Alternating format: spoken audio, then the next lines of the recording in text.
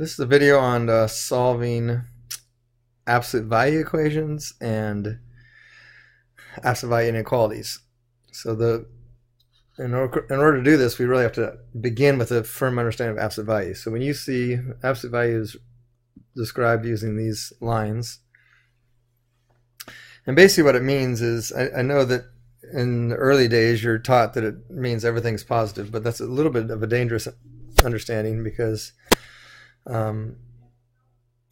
we have to consider order of operations and so forth. So, but the best understanding of absolute value is we're talking about the distance from zero on the number line, and that's why it's always positive, because you're talking about a distance. You don't say that I live -5 miles from here. You live 5 miles from here, then you talk about what direction you live in. So same way on the number line. If I'm sitting on the number line, here's 0, 1, 2, 3, 4, 5. 1, 2, 3, 4, 5. That's -5, that's 5. But the distance from 0 of 5 is 5, and the distance from 0 of -5 is 5. So whether you take the absolute value of 5, you get 5, or the absolute value of -5, you still get 5. Okay. Now what I was saying about absolute value, or about order of operations, is if you have 3 plus a negative, I don't know, let's say 3 minus 4 times 5.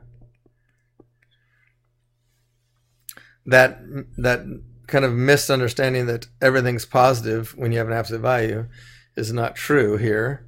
The issue would be that if you think everything's positive, you might just make that positive right away, and then you would add 3 to 20, and that would of course be wrong. What you would do here is you have to do the stuff inside the parentheses first, which are inside the grouping symbols, and absolute value is considered a grouping symbol. So this would really be 3 minus 20. Absolute value, I haven't taken it yet. Of course, 3 minus 20 is -17. And now the last move we'd make is take the absolute value. So the absolute value of -17, of course, would just be 17.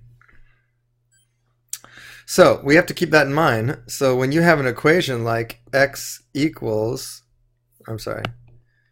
the absolute value of x equals 5, we're trying to find a number that we're going to replace x with that'll make this equation true.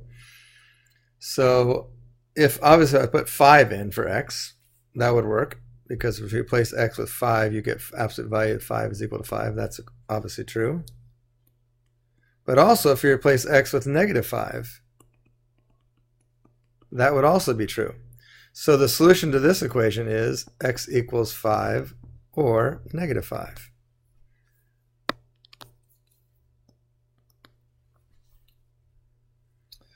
So if we take this a little bit step deeper, if we have x minus 2, absolute value equals 10, let's say.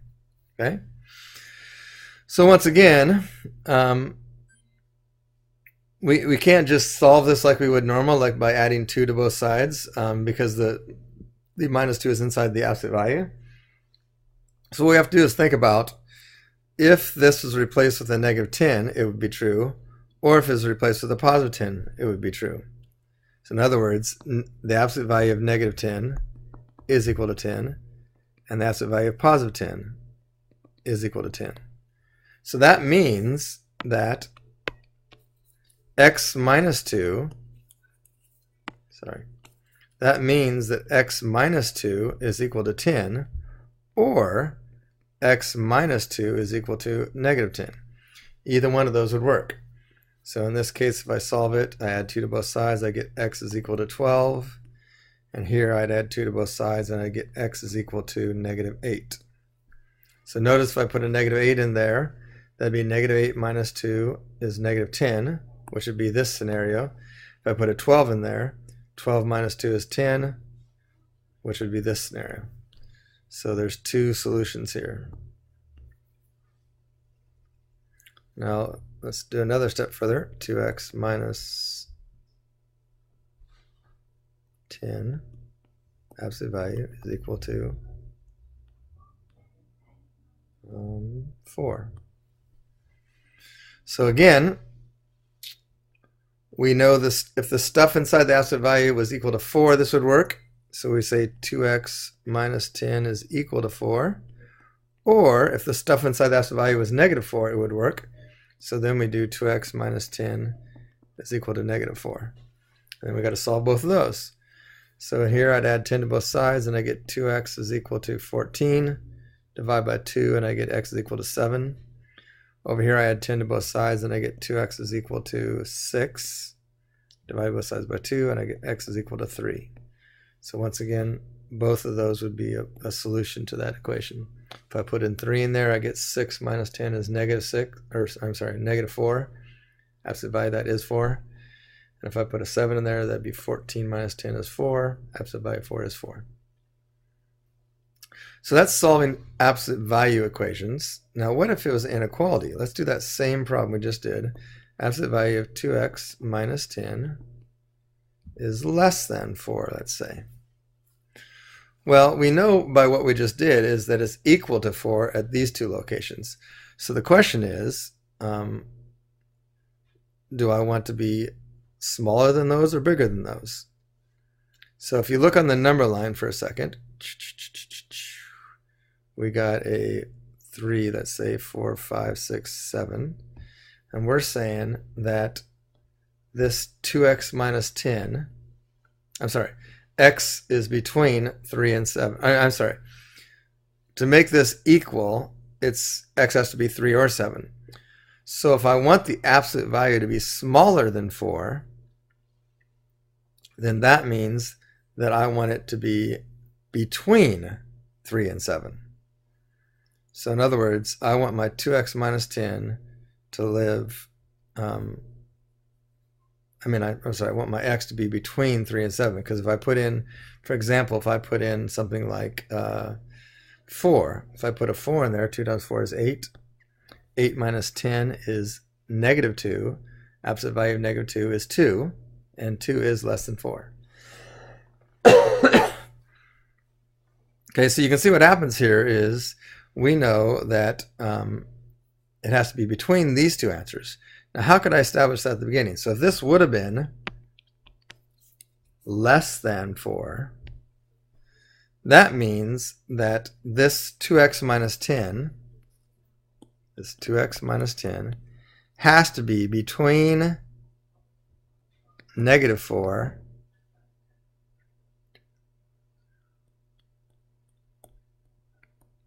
so that means this 2x minus 10 has to live between negative 4 and 4, because that would make it absolute value less than 4.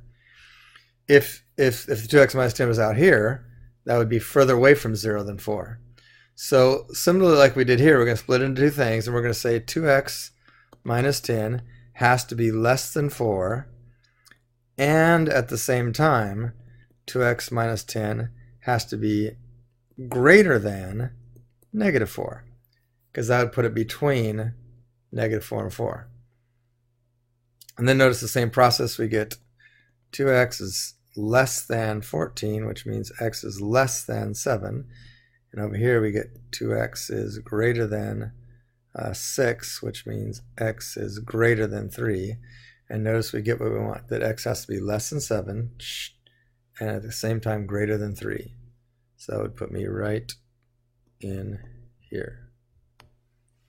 Okay, let's try another one of those. So if I have, for example, 3x plus 9, absolute value, let's say greater than or equal to,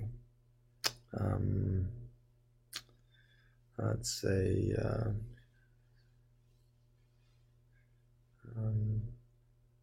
6. Okay.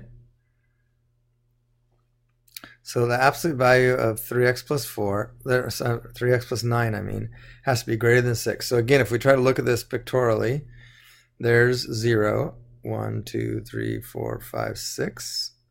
1, 2, 3, 4, 5, 6. That's negative 6.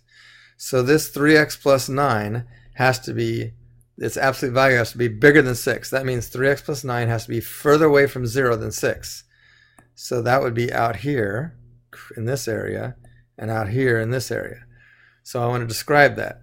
So I'm going to have 3x plus 9 has to be to the left of negative 6. So that would be less than negative 6. But it also can be equal to, so I'll put equal to there.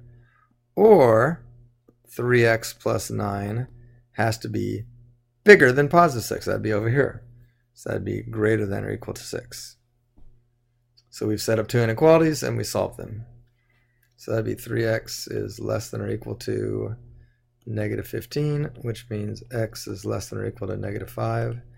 And over here we have 3x is greater than or equal to negative 3. Therefore, x is greater than or equal to negative 1. So if we were to graph that solution set, and remember this is or because it's on either side of them, so that means it could be at negative 5, 4, 3, 2, 1. So it could be right at negative 5 because it's less than or equal to, and it could be right at negative 1 because it's greater than or equal to. But then since it's less than negative 5, it's got to go this way. And since it's bigger than negative 1, it's got to go that way. So we're missing this piece in the middle.